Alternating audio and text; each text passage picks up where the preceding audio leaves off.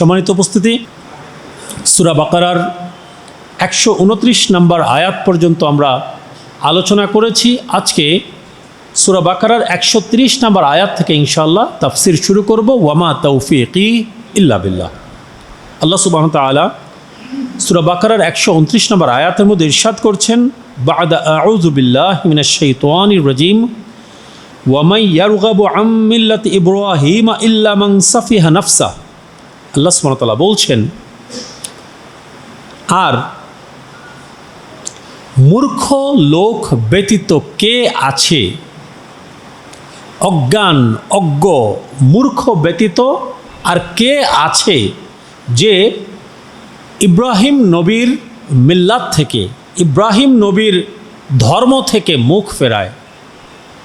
নিশ্চয়ই সে ব্যক্তি নিজেকে হেয় প্রতিপন্ন করেছে, নিজেকে মূর্খ রূপে প্রতিষ্ঠা করেছে।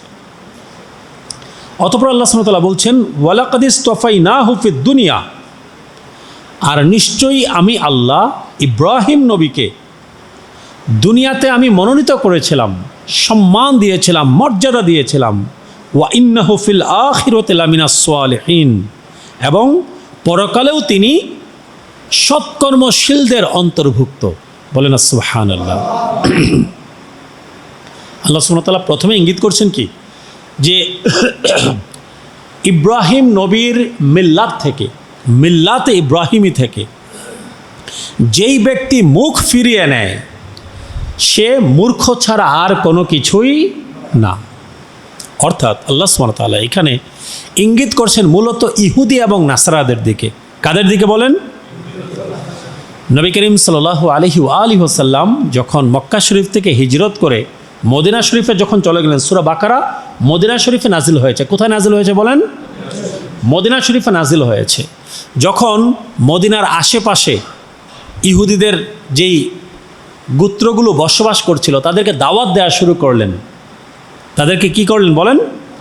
দাওয়াত দেওয়া শুরু করলেন, দ্বীনের দাওয়াত, ইসলামের দাওয়াত, কুরআনের দাওয়াত। এবং নবী করিম সাল্লাল্লাহু আলাইহি ওয়াসাল্লাম তাদেরকে বলছিলেন যে তোমরা নিজেদেরকে ইব্রাহিম নবীর অনুসারী দাবি করো, তোমরাও নিজেদেরকে ইব্রাহিম নবীর অনুসারী দাবি করো, তাহলে ইব্রাহিম আলাইহিস সালাতু ওয়াস সালামার দ্বীনের উপরে কেবলমাত্র ইসলাম এখন টিকে আছে, আর কোনো ধর্ম ইব্রাহিম নবীর মিল্লাতের উপরে নাই। তোমরা তোমাদের বানোয়াট বিকৃত বাইবেল ছেড়ে, বানোয়াট বিকৃত তাওরাত ছেড়ে কুরআনকে তোমরা গ্রহণ করে নাও, ইসলামকে তোমরা গ্রহণ করে নাও। নিশ্চয়ই ইসলামই হচ্ছে ইব্রাহিম আলাইহিস সালাতু ওয়াস সালামার ধর্মের উপরে দণ্ডায়মান। তখন ইহুদিরা কি করলো? বলল না, এই ধর্ম ইব্রাহিম নবীর ধর্ম না, বরং আমরা ইহুদিদের যে ধর্ম আছে সেই ধর্মই কি ইব্রাহিম নবীর দ্বীনের উপরে কায়েম আছে। বলেন নাউজুবিল্লাহ। তো ইহুদি এমন একটা জাতি, আপনারা দেখছেন সারা পৃথিবী জুড়ে তারা কি তাণ্ডব চালিয়ে যাচ্ছে। আল্লাহর হাবিব সাল্লাল্লাহু আলাইহি ওয়াসাল্লাম তাদেরকে ইব্রাহিম নবীর দ্বীনের দিকে ফিরে আসার দাওয়াত দিচ্ছেন, আর তারা বলছে কি না, আমরাই হকের উপরে আছি, আমরাই সঠিক ইব্রাহিমী দ্বীনের উপরে আছি।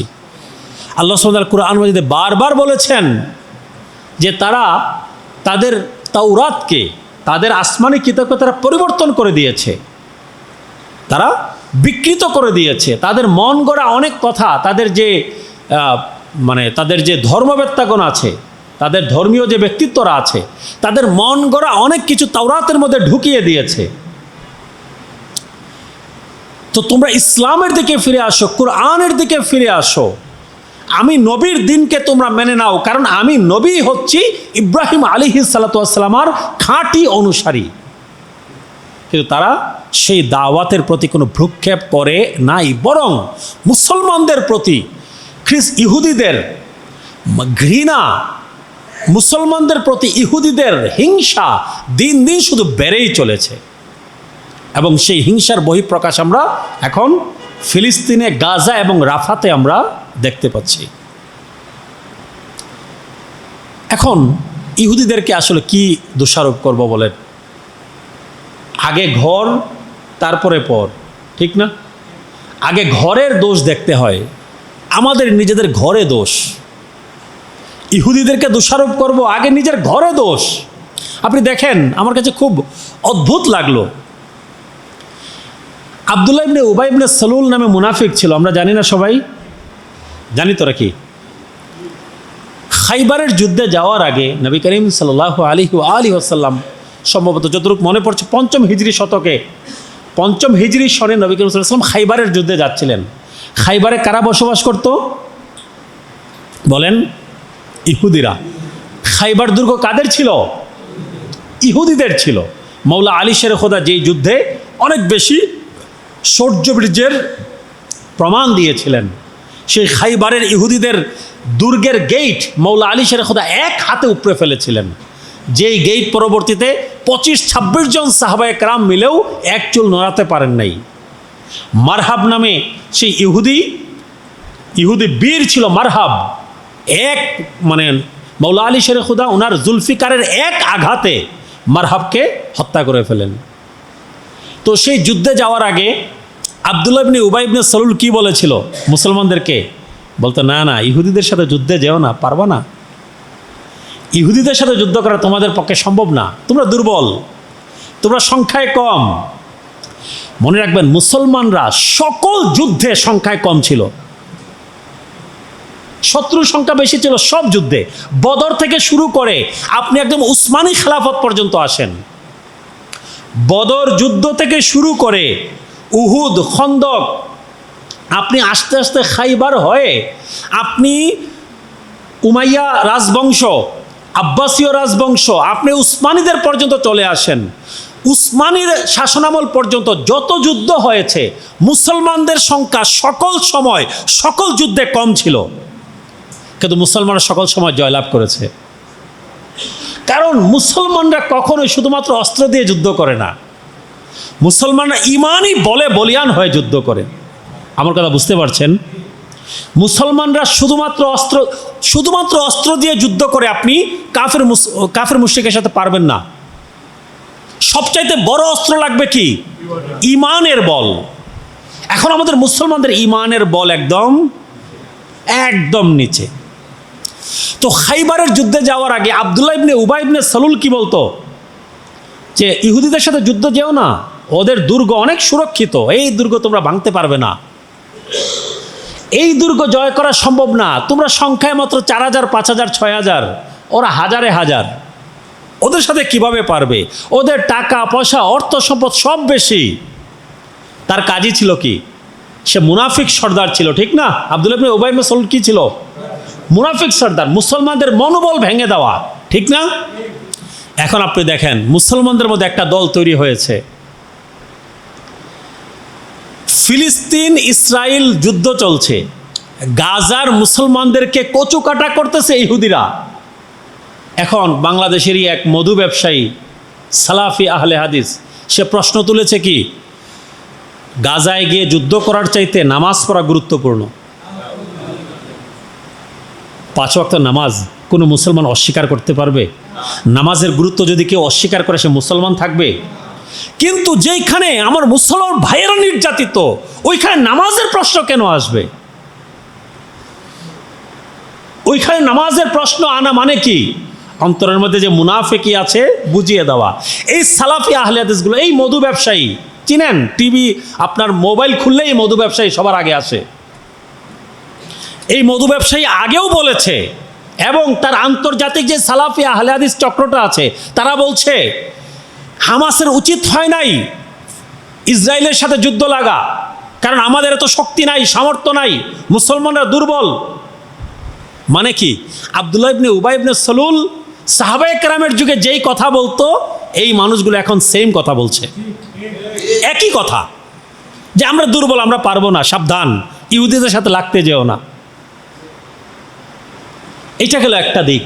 আরেকটা দিক দেখেন, মানে কষ্টে আসলে বুক ফেটে যায় এই অবস্থাগুলো দেখলে, এই সিনারিওগুলো দেখলে। একজন মহিলা হয়তো উমরা করার জন্য সৌদি আরব গিয়েছেন, কাবা শরীফের সামনে তিনি ফিলিস্তিনের পতাকাটা দেখিয়েছিলেন। কি দেখিয়েছেন? কাবা শরীফের সামনে ফিলিস্তিনের পতাকাটা তিনি দেখিয়েছেন। আবেগ আসছে ভিতরে যে মুসলমানের উপরে এত অত্যাচার হচ্ছে, মাওলা আপনি কি দেখতেছেন না? আল্লাহর কাছে হয়তো আর্জি করছেন উনি সেইভাবে। হ্যাঁ, ফিলিস্তিনের পতাকাটা একটু দেখিয়েছেন, পুলিশ এসে ওই মহিলাকে ধরে নিয়ে গেছে। ফিলিস্তিনের পতাকা আপনি সৌদি আরবে প্রদর্শন করতে পারবেন না, কোনো ডেমনস্ট্রেশন করতে পারবেন না, মুসলমানদের পক্ষে দাঁড়ানো যায় এমন কিছু করতে পারবেন না। সৌদি আরব নিজেও দাঁড়াবে না। ভিডিও আছে, ইউটিউবে দেখেন, ফেসবুকে দেখেন, ওই মহিলাকে ধরে পুলিশ জেলে নিয়ে গেছে। কেন ফিলিস্তিনের পতাকা কেন প্রদর্শন করলো? সারা পৃথিবীতে মুসলমানরা কি ফিলিস্তিনের পতাকা নিয়ে ডেমনস্ট্রেশন করছে না? তো আল্লাহর ঘরে যদি দেখায়, প্রবলেমটা কি, অসুবিধাটা কি? কোনো অসুবিধা নাই, কিন্তু অসুবিধা হচ্ছে কোথায়? তাদের মস্তিষ্কে। কারণ মন থেকে ইসরায়েলের গোলামিকে গ্রহণ করে নিয়েছে তারা। গত বছরের 7ই অক্টোবর যদি হামাস যদি ইসরায়েলে অ্যাটাক না করত, সৌদি আরব অলরেডি গিয়েছিল ইসরায়েলকে স্বীকৃতি দিয়ে দিতে। বাহরাইন এবং দুবাই অলরেডি স্বীকৃতি দিয়ে দিয়েছে। দুইটা দেশ অলরেডি ইসরায়েলকে স্বীকৃতি দিয়ে দিয়েছে। আমেরিকার মধ্যস্থতায় অলরেডি মোহাম্মদ বিন সালমান, ওই যে কুলাঙ্গার আছে, অলরেডি সে গিয়েছিল স্বীকৃতি দিয়ে দিতে ইসরায়েলকে। কিন্তু যুদ্ধ যখন বেঁধে গেল, তখন সৌদি আরব চিন্তা করলো না, এই মুহূর্তে যদি আমরা ইসরায়েলকে স্বীকৃতি দেই, সারা পৃথিবীর কাছে আমরা প্রকাশ্য ভিলেন হয়ে যাব। ওই স্বীকৃতি দেয়া থেকে পিছিয়ে এসেছে। কিন্তু আরবের এই দেশগুলো প্রথমত তারা মুরিদ হয়ে গেছে, বায়াত হয়ে গেছে কার? ওয়াশিংটনের কাছে, ট্রাম্পের কাছে বায়াত গ্রহণ করেছে, আমেরিকার গোলাম হয়ে গেছে, এবং তারা গোলামি বরণ করে নিয়েছে ইসরায়েলের। আজকে 200 কোটি মুসলমান, 200 কোটি মুসলমান, সকল মুসলমান একসাথে মিলে থুতু দিলে তো এই ইসরায়েল ভেসে যাওয়ার কথা, ঠিক কিনা? 200 কোটি মুসলমান একসাথে হয়ে, একতাবদ্ধ হয়ে থুতু দিলেও এই ইহুদিগুলো ভেসে যাওয়ার কথা। কিন্তু মুসলমানদের আজকে সেই ইমানি চেতনা নেই, এই ইমানি বল, এই শক্তি মুসলমানরা হারিয়ে ফেলেছে। আজকে আমরা আব্দুল্লাহ ইবনে উবাই ইবনে সালুলের পর্যায়ে নেমে গেছি। আমরা নিজেদেরকে শুধু দুর্বল মনে করি, আমরা পারবো না। ওদের হাতে পারমাণবিক বোমা, ওদের হাতে যুদ্ধ জাহাজ, ওদের হাতে এই, ওদের হাতে ওইগুলোই আমাদের সামনে বড় হয়ে দাঁড়ায়। কেন? কারণ আমাদের ইমানি শক্তি দুর্বল। আমি আবারও বলছি, মুসলমানরা কখনোই শুধুমাত্র অস্ত্রের বলে ইহুদি নাসারার সাথে যুদ্ধে পারবে না, ইমানই বল লাগবে। আর এইখানে সবচাইতে বড় সমস্যা করছে আমাদের ঘরের শত্রু বিভীষণরা। আমাদের ঘরের শত্রু যারা, সবচাইতে বড় সমস্যা করছে তারা। আশেপাশের যে দেশ আছে, এই যে সিসি মিশরের প্রেসিডেন্ট, আরেক দালাল, জর্ডানের প্রেসিডেন্ট বাদশাহ আরেক দালাল, সবগুলো দালাল, ইসরায়েলের দালাল, আমেরিকার দালাল। এই দালালগুলোর কারণে, ঘরের শত্রুর কারণে আজকে গাজার সিনারিওগুলো যদি দেখেন, ফেসবুক ইউটিউবে আছে। এই 7ই অক্টোবর এই যুদ্ধ শুরু হওয়ার আগেও আপনার ঢাকা শহর, আমার ঢাকা শহর কী জিনিস, কত সুন্দর একটা শহর ছিল, সমুদ্রের পাড়ে, প্রাকৃতিক পরিবেশ, সুন্দর, অনেক বড় বড় রাস্তা, বিল্ডিংগুলো যখন সুন্দর ছিল, ভালো ছিল। আর এখন সেই শহরটাকে একদম মিসমার করে দিয়েছে। রাফাকে মাটির সাথে মিশিয়ে, কোনো মানুষ আর সেখানে নাই। গাজার অবস্থা শেষ, নিঃশেষ। আর বিশ্ব মানবতা তাকিয়ে তাকিয়ে দেখছে। হ্যাঁ, এইবার আলহামদুলিল্লাহ একটা জিনিস হয়েছে সারা পৃথিবীতে, এমনকি খোদ আমেরিকায় ফিলিস্তিনের পক্ষে এত ডেমনস্ট্রেশন হয়েছে যেটা পৃথিবীর ইতিহাসে নজিরবিহীন। পৃথিবীর প্রায় প্রতিটা দেশে এখন মানুষ ফিলিস্তিনের পক্ষে দাঁড়াচ্ছে। প্রিয় ভাই এবং বাবারা, আমরা অনেক সময় একটা জিনিস করি কি, আমরা বলি, আরে ফেসবুকে ইসরায়েলের বিপক্ষে লেখে কী লাভ, রাস্তায় নেমে কী লাভ। এই কথাগুলো ভুল, এই কথাগুলো কখনো বলবেন না। আপনি যখন একটা ব্যানার নিয়ে, আপনি যখন একটা কোনো কিছু নিয়ে যখন রাস্তায় নামবেন, এটার একটা প্রতিক্রিয়া আছে। 800 কোটি মানুষ 800 কোটি মানুষ যখন একদিকে মত দিবে, ঠিক আছে, 2-4 জন রাজা বাদশাহ তারা কি একাকী হয়ে যাবে, পলায়ন করতে বাধ্য হয়। দেখছেন না কিছুদিন আগের ঘটনা, আমাদের দেশের ঘটনা। পৃথিবীর মানুষ যখন কোনো একদিকে যখন রুখে দাঁড়ায়, সাধারণ মানুষ, আমাদের হাতে কোনো ক্ষমতা নাই, সাধারণ মানুষ যদি একত্রিত হয়ে কোনো একটা বিষয়ে যদি দাঁড়ায়, এটা একটা বিশাল প্রতিক্রিয়া আছে। এই জিনিসগুলোকে আমরা যেন কখনোই খাটো করে না দেখি। ফেসবুকে লিখে কী লাভ, এই কথাগুলো যেন না বলি, এবং রাস্তায় বের হয়ে কী লাভ, এই কথাগুলো যেন আমরা না বলি। আমাদেরকে রাস্তায় নামতে হবে, নির্যাতিত নিষ্পেষিত মুসলমানের পক্ষে আমাদেরকে দাঁড়াতে হবে। সেটা যেই জায়গাতেই হোক, যেই অবস্থাতেই হোক, যেই পরিবেশেই হোক। এটা একটা সুদূর প্রসারী প্রভাব আছে আন্তর্জাতিক রাজনীতিতে। আন্তর্জাতিক রাজনীতি নিয়ে যারা কাজ করে তারা সব দেখে, এমন না যে তাদের অগোচরে কোনো কিছু থাকে। তারা সব কিছু স্টাডি করে, মানুষের পালস বোঝার চেষ্টা করে, জনগণের অবস্থা বোঝার চেষ্টা করে। কাজেই গাজা, ফিলিস্তিন সহ নির্যাতিত নিষ্পেষিত মুসলমান, তাদের পক্ষে যখন দাঁড়ানোর সময় আসবে, আর গাজার ফিলিস্তিনের কথা কি বলবেন, আমার ঘরের কাছে আরেক গাজা ফিলিস্তিন তৈরি হচ্ছে। আপনারা কতজন সেটা সম্পর্কে অবগত আছেন আমি জানি না। ভারতে ওয়াকফ আইন কয়দিন আগে উইথড্র করে দিয়েছে, জানেন সেটা? কজন মুসলমান জানি, একটু হাত তুলি তো। প্রতিটা মসজিদ, প্রতিটা খানকা, প্রতিটা দরগা ওয়াকফ করতে হয়, এটা আমরা জানি তো না? এই ওয়াকফ আইন তারা তুলে দিয়েছে। এখন ভারতে ওয়াকফভুক্ত সম্পত্তি বলতে আর কিছু নাই। উদ্দেশ্য কি জানেন? উদ্দেশ্য একটাই, তারা মসজিদগুলোকে যেন মন্দির বানাতে পারে। তারা আল্লাহর আউলিয়াগণের খানকাকে, দরবারগুলোকে, এমনকি এই প্রপাগান্ডাও তুলেছে, মাআযাল্লাহ, আস্তাগফিরুল্লাহ, খাজা মঈনুদ্দিন চিশতি আজমেরি সঞ্জারি রাহিমাহুল্লাহ, ওনার মাজার শরীফের পাশে নাকি ওদের মন্দির ছিল। একই কথা, ও যে রাম মানে বাবরি মসজিদ বলছিল, কি বাবরি মসজিদের ওইখানে কি আছে? রাম মন্দির। একই কথা বলছে খাজা মঈনুদ্দিন চিশতি রহমাতুল্লাহের মাজার শরীফের ব্যাপারেও। আমরা গাজা এবং ফিলিস্তিন তো আমাদের চাইতে অনেক দূর, আমাদের ঘরের কাছে আরেক গাজা, আরেক ফিলিস্তিন বানানোর প্রক্রিয়া অনেকটাই সম্পন্ন করে ফেলেছে। এই মোদি কিন্তু আবার ইসরায়েলের খুব ঘনিষ্ঠ বন্ধু, সৈন্য পাঠাচ্ছে ইসরায়েলে মুসলমান মারার জন্য। এত বড় শয়তান। আমাদের এই বিষয়গুলো নিয়ে সতর্ক থাকতে হবে, সচেতন থাকতে হবে। আমরা যেন অচেতন মুসলমান যেন না হই। মসজিদ রাজনীতি করার জায়গা না, ঠিক আছে, কিন্তু জুলুমের বিরুদ্ধে আওয়াজ তোলার জায়গা মসজিদ। এই বিষয়গুলো সম্পর্কে আমাদের সচেতন থাকতে হবে, জানতে হবে, বুঝতে হবে। বিশ্ব রাজনীতি সম্পর্কে একটু হলে আমাদের নলেজ থাকতে হবে।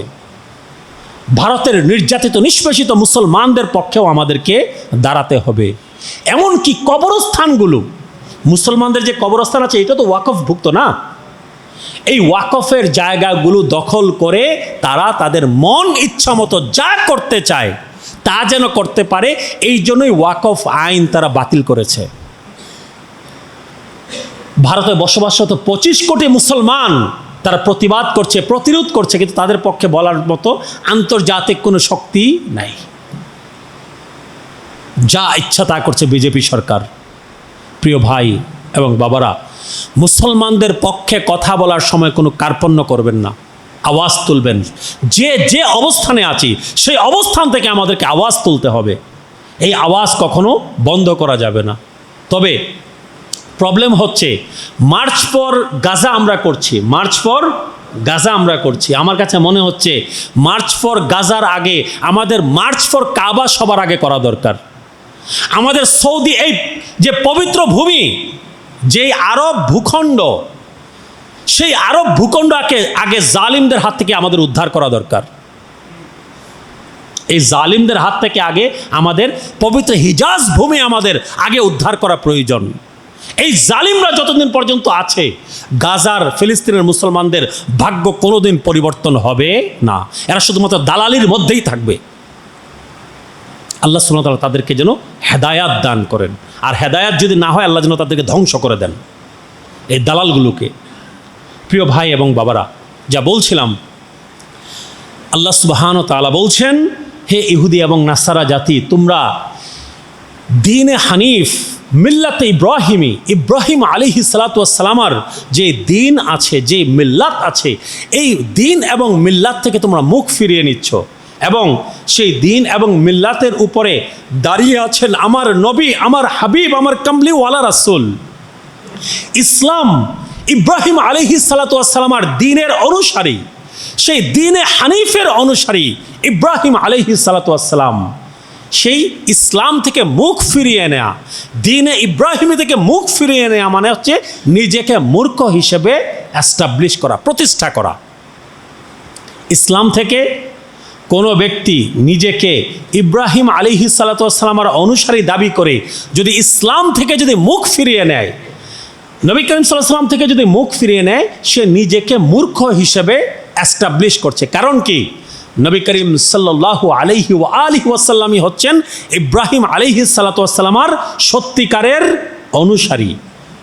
এবং আল্লাহ সুবহানাহু ওয়া তাআলা বলছেন, আর আমার ইব্রাহিমকে আমি দুনিয়াতে সম্মান দিয়েছিলাম, মর্যাদা দিয়েছিলাম, পরকালেও তার জন্য রয়েছে সম্মান, মর্যাদা, এবং পরকালেও সে নেককার, পরহেজগার, সালেহ বান্দাদের অন্তর্ভুক্ত। অতঃপর আল্লাহ সুবহানাহু ওয়া তাআলা 131 নম্বর আয়াতে বলছেন, ইদ ক্বালা লাহু আসলিম ক্বালা আসলামতু লিরাব্বিল আলামিন। আল্লাহ সুবহানাহু ওয়া তাআলা বলছেন, আমার ইব্রাহিম, যখন আমি বললাম হে ইব্রাহিম আমি আল্লাহর কাছে সারেন্ডার করুন, আসলিম, আসলিম মানে কি? আপনি আত্মসমর্পণ করুন। কার কাছে আত্মসমর্পণ করব? আল্লাহ আদেশ দিচ্ছেন ইব্রাহিম নবীকে, ও আমার ইব্রাহিম, আপনি আত্মসমর্পণ করুন। ইসলাম শব্দের অর্থ কি? শান্তি একটা অর্থ, আরেকটা অর্থ হচ্ছে আত্মসমর্পণ। কার কাছে আত্মসমর্পণ? আল্লাহ সুবহানাহু ওয়া তাআলার কাছে আত্মসমর্পণ করার নাম ইসলাম। তো আল্লাহ সুবহানাহু ওয়া তাআলা বলছেন, আসলিম, ও আমার ইব্রাহিম, আপনি আত্মসমর্পণ করেন আমি আল্লাহর কাছে। ইব্রাহিম আলাইহিস সালাতু ওয়াস সালাম এক মুহূর্ত দেরি করেন নাই, ক্বালা আসলামতু লিরাব্বিল আলামিন, আমি আত্মসমর্পণ করে নিলাম বিশ্বজগতের প্রতিপালকের কাছে। ইব্রাহিম আলাইহিস সালাতু ওয়াস সালাম আল্লাহ সুবহানাহু ওয়া তাআলার কাছে আত্মসমর্পণ করতে 1 সেকেন্ড সময় বিলম্ব করেন নাই। অতঃপর 132 নম্বর আয়াত আল্লাহ সুবহানাহু ওয়া তাআলা বলছেন, ওয়া ওয়াসসা বিহা ইব্রাহিমু বানিহি ওয়া ইয়াকুবু ইয়া বানিয়া ইন্নাল্লাহা আস্তাফা লাকুমুদ-দীনা ফালা তামুতুন্না ইল্লা ওয়া আনতুম মুসলিমুন। আল্লাহ সুবহানাহু ওয়া তাআলা বলছেন, আর ইব্রাহিম নবী এবং ইয়াকুব নবী যে যার যার বংশধরকে, সন্তানদেরকে ডেকে ডেকে ওসিয়ত করতে লাগলেন। কি ওসিয়ত? ইন্নাল্লাহা আস্তাফা লাকুমুদ-দীন, নিশ্চয়ই আল্লাহ সুবহানাহু ওয়া তাআলা তোমাদের জন্য দ্বীনকে মনোনীত করেছেন, ইব্রাহিম নবীর এই মিল্লাতকে মনোনীত করেছেন, ইসলামকে মনোনীত করেছেন। ফালা তামুতুন্না ইল্লা ওয়া আনতুম মুসলিমুন, তোমরা তত সময় পর্যন্ত মৃত্যুবরণ করিও না যত সময় না পর্যন্ত তোমরা মুসলমান হয়ে যাবে। মুসলমান না হয়ে কেউ মৃত্যুবরণ করবে না। এখন অনেকে প্রশ্ন তুলতে পারেন যে ইসলাম তো নিয়ে এসেছেন আমাদের নবী, আগে ইসলাম কিভাবে ছিল? না, কুরআন বলছে প্রত্যেক নবীর ধর্ম ছিল ইসলাম। কারণ কি? ইসলাম মানে হচ্ছে আত্মসমর্পণ করা। প্রত্যেক নবী আল্লাহর কাছে আত্মসমর্পণকারী ছিলেন। সেই হিসাবে কি প্রত্যেক নবীর ধর্মই ছিল ইসলাম। প্রত্যেকেই আল্লাহর কাছে আত্মসমর্পণ করেছেন, আর আত্মসমর্পণ যিনি করেছেন তিনিই মুসলিম। প্রত্যেক নবী এবং রাসূল মুসলিম ছিলেন, আল্লাহর কাছে আত্মসমর্পণকারী ছিলেন। তো ইব্রাহিম আলাইহিস সালাতু ওয়াস সালাম এবং ইয়াকুব আলাইহিস সালাতু ওয়াস সালাম তাদের সন্তানদেরকে ডেকে ডেকে বলছেন যে নিশ্চয়ই আল্লাহ সুবহানাহু ওয়া তাআলা এই দ্বীনকে, দ্বীনে হানিফকে, ইসলামকে তোমাদের জন্য মনোনীত করেছেন। তোমরা মুসলমান না হয়ে কেউ মৃত্যুবরণ করবে না, মুসলমান হয়ে কবরে যাও। প্রিয় ভাই এবং বাবারা, এখন আপনি আমরা অনেকেই বলতে পারি, আমরা কি মুসলমান না? আমরা তো কালিমা শাহাদাতে বিশ্বাস করি, আমরা নামাজে বিশ্বাস করি, রোজাতে বিশ্বাস করি, হজ করাতে বিশ্বাস করি, যাকাত দেয়াতে বিশ্বাস করি। আমরা কি মুসলমান না? আমরা মুসলমান। তবে আল্লাহ সুবহানাহু ওয়া তাআলা যে বলেছেন, আফাতুমিনুনা বিবাদিল কিতাবি ওয়া তাকফুরুনা বিবাদ, আল্লাহ সুবহানাহু ওয়া তাআলা প্রশ্ন করেছেন, তোমরা কি কিতাবের কিছু অংশ মানবে আর কিছু অংশকে অস্বীকার করবে? আমরা হচ্ছে সেরকম মুসলমান। আল্লাহ সুবহানাহু ওয়া তাআলা কুরআন মাজিদে বলছেন, উদখুলু ফিস সিলমি কাফা, তোমরা ইসলামের মধ্যে পরিপূর্ণভাবে দাখিল হয়ে যাও, পরিপূর্ণভাবে প্রবেশ করো। তার মানে কি? নামাজ, রোজা, হজ, যাকাত, কালিমা সকল কিছু মানতে হবে, কিন্তু আমাদের মধ্যে আরেকটা চেতনা আছে। সেই চেতনার নাম কি? নামাজ, রোজা, হজ, যাকাত সব কিছু করবো, ঠিক আছে ইসলাম মোতাবেক, কিন্তু অর্থনীতি চলবে সুদের ভিত্তিতে, রাষ্ট্র চলবে গণতন্ত্রের ভিত্তিতে। আল্লাহ সুবহানাহু ওয়া তাআলা বলছেন না, পরিপূর্ণ মুসলমান হও। সকল জায়গায় কুরআনের আইন লাগবে, সকল জায়গায় আমার নবীর সুন্নত লাগবে। কিন্তু আমরা এখন ভাগ করে নিয়েছি। নামাজ, রোজা, হজ, যাকাত এটাকে সেকুলারিজম বলে। কি বলে বলেন? এটাকে সেকুলারিজম বলে। ইসলাম কিছু জায়গায় থাকবে আর কিছু জায়গায় ইসলাম থাকবে না। আমরা নামাজ পড়ছি, রোজা রাখছি, আমরা যাকাত দিচ্ছি, আমরা হজ করছি, আমরা ইফতার করছি, সাহরি করছি, আমাদের মাথায় টুপি আছে, মুখে দাড়ি আছে, জুব্বা আছে। অর্থাৎ কি, আমার ব্যক্তি জীবনে ইসলাম আছে, কিন্তু রাষ্ট্রীয় জীবনে ইসলামের কথা যখন আসে, অর্থনৈতিক জীবনে ইসলামের কথা যখন আসে, তখন আমরা বিভিন্ন মানব রচিত যে ফর্মুলা আছে সেই ফর্মুলার কাছে আত্মসমর্পণ করে নেই। এটা কখনোই পরিপূর্ণ ইসলাম হতে পারে না। ইসলাম সকল কিছুর জন্য ইসলামের কাছে সমাধান আছে। ইসলাম কমপ্লিট কোড অফ লাইফ, পূর্ণাঙ্গ জীবন বিধান। ইসলামে এই বিষয়ের জন্য সমাধান আছে, ওই বিষয়ের জন্য সমাধান নাই, এটা কখনো হতে পারে? আমার সাথে আছেন আপনারা? ইসলামে এই বিষয়ের জন্য সমাধান আছে, ওই বিষয়ের জন্য সমাধান নাই, এটা কি কখনো হতে পারে? ইসলামের সকল বিষয়ের সমাধান দেয়া আছে, কিন্তু আমরা ব্যক্তি জীবনে ইসলাম মানতে রাজি, রাষ্ট্রীয় জীবনে যখন ইসলামের কথা আসে, কোরআনের কথা যখন আসে, তখন আমরা বলি না, ওইখানে অন্য কিছু চলবে। এটা পরিপূর্ণ মুসলমান হওয়ার নাম নয়। আল্লাহ সুবহানাহু ওয়া তাআলা বলছেন, উদখুলু ফিস সিলমি কাফা, তোমরা ইসলামে পরিপূর্ণরূপে দাখিল হয়ে যাও, ইসলামে পরিপূর্ণরূপে প্রবেশ করো। আর ইসলামে যদি পরিপূর্ণরূপে প্রবেশ করতে হয়, আপনার ব্যক্তিক জীবন, পারিবারিক জীবন, সামাজিক জীবন, রাষ্ট্রীয় জীবন, অর্থনৈতিক জীবন, আন্তর্জাতিক জীবন, জীবনের প্রতিটা স্তরকে আপনার অবশ্যই কুরআন সুন্নাহ অনুযায়ী সাজাতে হবে। সেই চেষ্টা আমাদের করতে হবে। তাহলে কেবলমাত্র আমরা পরিপূর্ণ মুসলমান হতে পারবো। ইয়াকুব আলাইহিস সালাতু ওয়াস সালাম এবং ইব্রাহিম আলাইহিস সালাতু ওয়াস সালাম উনাদের সন্তানদেরকে এই ওসিয়তই করে গেছেন যে আমাদের সন্তানেরা, তোমরা পরিপূর্ণ মুসলমান হওয়ার চেষ্টা করো, পূর্ণাঙ্গ মুসলমান হয়ে কবরে যাও। আমাদেরকে কি পূর্ণাঙ্গ মুসলমান হয়ে কবরে যেতে হবে। 133 নম্বর আয়াতে এসে আল্লাহ সুবহানাহু ওয়া তাআলা বলছেন, আম কুনতুম শুহাদা ইয হাদারা ইয়াকুব আল মাউত। আল্লাহ সুবহানাহু ওয়া তাআলা প্রশ্ন করছেন সেই ইহুদিদেরকে উদ্দেশ্য করে, হে ইহুদিরা, তোমরা নিজেদেরকে ইয়াকুব আলাইহিস সালাতু ওয়াস সালামের বংশধর দাবি করো, ইয়াকুব নবীর বংশধর দাবি করো, ইয়াকুব নবীর অনুসারী দাবি করো। তোমরা কি ইয়াকুব নবী যখন ইন্তেকাল করার সময় আসে তখন কি তোমরা সেখানে ছিলে? প্রশ্ন করছেন। ইয ক্বালা লি বানিহি, যখন ইয়াকুব আলাইহিস সালাতু ওয়াস সালাম তার সন্তানদেরকে বললেন, কি বললেন? মা তা'বুদুনা মিন বাদি, আমি ইয়াকুব নবীর দুনিয়া ছেড়ে চলে যাওয়ার সময় এসেছে, আমি দুনিয়া থেকে চলে যাওয়ার পর এখন তো তোমরা আল্লাহর ইবাদত করো, এখন তোমরা আল্লাহর ইবাদত করছো, আল্লাহর ইবাদতের উপরে আছো, ওয়াহদানিয়াতের উপরে আছো, শিরক তোমাদের কাছে নাই, আল্লাহর ইবাদত বন্দেগী করছো। কিন্তু আমি ইয়াকুব নবী যেদিন থাকবো না সেদিন তোমরা কার ইবাদত করবে? মা তা'বুদুনা মিন বাদি, আমি ইয়াকুব নবী যেদিন থাকবো না, তোমরা, হে আমার সন্তানেরা। ইয়াকুব নবীর 12 জন সন্তান ছিল। কতজন বলেন? 12 জন সন্তান। এই 12 জন সন্তান থেকেই কিন্তু ইহুদিদের 12টা গোত্র, যাদেরকে নিয়ে মুসা আলাইহিস সালাতু ওয়াস সালাম মিশর থেকে সমুদ্র পার হয়ে ফিলিস্তিনে এসেছিলেন। তো সেই সন্তানদেরকে ডেকে ডেকে বলছেন যে আমি যখন দুনিয়াতে থাকবো না তখন তোমরা কার ইবাদত করবে? ওয়ালু, সেই সন্তানেরা জবাব দিলেন, ক্বালু না'বুদু ইলাহাকা ওয়া ইলাহা আবাইক, হে আমার আব্বাজান, আমাদের জন্য টেনশন করবেন না, আপনি যখন দুনিয়াতে থাকবেন না, আমরা আপনার ইলাহের উপাসনা করব। কার ইলাহের? মানে আপনি ইয়াকুব নবী যেই ইলাহের উপাসনা করেন সেই আল্লাহরই উপাসনা করব আমরা। ওয়া ইলাহা আবাইক, এবং আপনার বাবা, আপনার পূর্বপুরুষগণ, আপনার বাবারা, আবা এসেছে, আবা মানে কি? বহুবচন, আবুনের বহুবচন। পিতা, আপনার পিতাদের ইলাহের ইবাদত করব। তো আপনার ইয়াকুব আলাইহিস সালামের পিতা কারা? এই বর্ণনা আসছে একটু পরেই। ইব্রাহিমা ওয়া ইসমাঈলা ওয়া ইসহাকা ইলাহা ওয়াহিদা ওয়া নাহনু লাহু মুসলিমুন।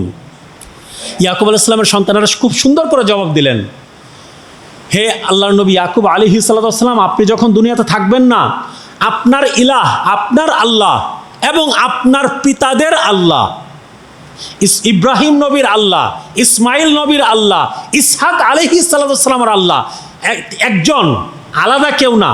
ইলাহা ওয়াহিদা, একই ব্যক্তি, একই সেই সত্তা, মাআযাল্লাহ আস্তাগফিরুল্লাহ, একই সেই সত্তা, সেই একই সত্তা আল্লাহ ইলাহ, ওনারই ইবাদত করব, আর কারো ইবাদত আমরা করব না। ওয়া নাহনু লাহু মুসলিমুন, এবং আমরা সেই আল্লাহর কাছেই আমরা নিজেরা সবাই আত্মসমর্পণকারী, সারেন্ডার করে নিয়েছি। এখন এখানে খুব মজার একটা পয়েন্ট আছে। সেই মজার পয়েন্টটা কি? ইয়াকুব আলাইহিস সালামের সন্তানরা বলছেন, আপনার আল্লাহর ইবাদত করব এবং আপনার পিতাদের, পিতাদের বলে কার কার নাম আনছেন? তিনজনের নাম। কয়জনের নাম? ইব্রাহিম আলাইহিস সালামের নাম আনছেন, ইয়াকুব আলাইহিস ইসমাইল আলাইহিস সালামের নাম আনছেন, এবং ইসহাক আলাইহিস সালামের নাম আনছেন। এখন আপনি আমাকে বলেন, ইব্রাহিম আলাইহিস সালাম ছিলেন কি? ইয়াকুব নবীর কে ছিলেন? বলেন। দাদা। কি ছিলেন? দাদা। ইসহাক আলাইহিস সালাম ছিলেন ইয়াকুব নবীর বাবা, কিন্তু ইসমাইল আলাইহিস সালাম কি ছিলেন? আপন চাচা। কি ছিলেন বলেন? আপন চাচা। সবাইকে বলেছেন বাবা। পিতাদের মধ্যে ইসমাইল আলাইহিস সালামও চলে এসেছেন। আমার কথা বুঝতে পারছেন? এই আয়াতের ব্যাখ্যায় আপনি যদি তাফসিরে ইবনে কাসির যদি খুলেন, তাফসিরের সবচেয়ে নির্ভরযোগ্য কিতাব, এমনকি কুরতুবির মধ্যেও এসেছে, তাফসিরে কুরতুবিতেও এসেছে। এই আয়াতের ব্যাখ্যায় উলামায়ে কেরাম বলছেন, আরবে এটা প্রচলন ছিল, চাচাকেও বাবা হিসেবে সম্বোধন করা হতো। এখানে বলা দরকার কি ছিল? স্পেসিফিক্যালি আপনার দাদা ইব্রাহিম, আপনার বাবা ইসহাক এবং আপনার চাচা ইসমাইল, ওনাদের যে রব, ওনাদের যে ইলাহ, তার ইবাদত করি, এটা বলা দরকার ছিল না? কিন্তু এক শব্দ, আবা, আপনার পিতাদের ইলাহ। ইসমাইল আলাইহিস সালাম আপন চাচা ছিলেন, কিন্তু বলা হচ্ছে কি? আপনার পিতা। এই আয়াতের ব্যাখ্যায় বলা হচ্ছে, তাফসিরে ইবনে কাসিরেও এসেছে, তাফসিরে কুরতুবির মধ্যেও এসেছে, যে আরবে এটা প্রচলন ছিল, চাচাকেও বাবা হিসেবে ডাকা হতো, চাচাকেও বাবা হিসেবে সম্বোধন করা হতো। এই আয়াত সুস্পষ্টভাবে একটা বিষয় প্রমাণ করে, সেইটা কি? ইব্রাহিম আলাইহিস সালামের পিতা বলা হয়েছে না, ইয ক্বালা ইব্রাহিমু লি আবিহি আযর। অনেকে এটা দিয়ে দলিল দেন যে ইব্রাহিম নবীর পিতা আযর মূর্তি পূজারী ছিলেন। আসলে আবুন বলে যাকে বোঝানো হয়েছে, উনি আসলে জন্মদাতা পিতা না, বরং চাচা ছিলেন। এবং আরেকটা জিনিস যেটা প্রমাণ করার চেষ্টা করা হয়, যে মুসলিম শরীফের একখানা হাদিসের মধ্যে এসেছে, ইন্না আবাকা ওয়া আবি ফিন্নার। নবী করিম সাল্লাল্লাহু আলাইহি ওয়াসাল্লাম, একজন সাহাবী এসছেন, এসে বলেছেন, ইয়া রাসূলুল্লাহ, আমার বাবা তো জাহিলিয়াতের যুগে মারা গেছেন, তিনি কোথায়? মুসলিম শরীফের হাদিস এটা।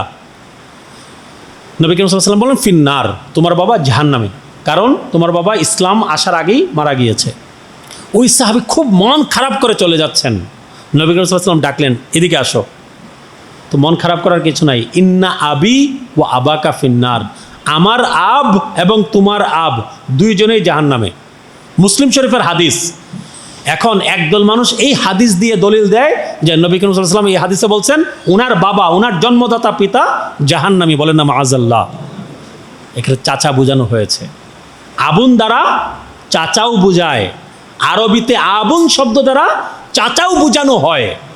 এইখানে মূলত আহলুস সুন্নাহ ওয়াল জামায়াতের উলামায়ে কেরাম বলছেন এইখানে আবুন দ্বারা চাচা আবুল আহাব উদ্দেশ্য ছিল। কে উদ্দেশ্য ছিল বলেন? চাচা আবুল আহাব। আর কুরআন মাজিদে যে ইব্রাহিম আলাইহিস সালাতু ওয়াস সালামের পিতা আজর বলা হয়েছে, জন্মদাতা পিতা ছিল না, জন্মদাতা পিতা ওয়ালিদ। ওয়ালিদ শব্দ যদি কোথাও আসে অবশ্যই জন্মদাতা পিতা হবে। ওয়ালিদাইন জন্মদাতা মা বাবা, ওয়ালিদাইন একসাথে বলা হয়। ইব্রাহিম আলাইহিস সালামের জন্মদাতা পিতার নাম ছিল তারেখ কিংবা তারিখ, দুইটা বর্ণনা এসছে, তারেখ কিংবা তারিখ। তো আমি বলতে চাচ্ছি যে নবী করিম সাল্লাল্লাহু আলাইহি ওয়াসাল্লামার ঊর্ধ্বতন পুরুষ একদম আদম নবী পর্যন্ত কেউ কোনোদিন মূর্তির সামনে মাথা নত করেন নাই। তারা দ্বীনে হানিফের উপরে ছিলেন। ইব্রাহিম আলাইহিস সালাতু ওয়াস সালামের যে দ্বীন, সেই দ্বীনের উপরে তারা প্রতিষ্ঠিত ছিলেন। সম্মানিত উপস্থিতি, সম্মানিত মুসলিয়ান, আজকের আলোচনা এই পর্যন্তই থাকলো।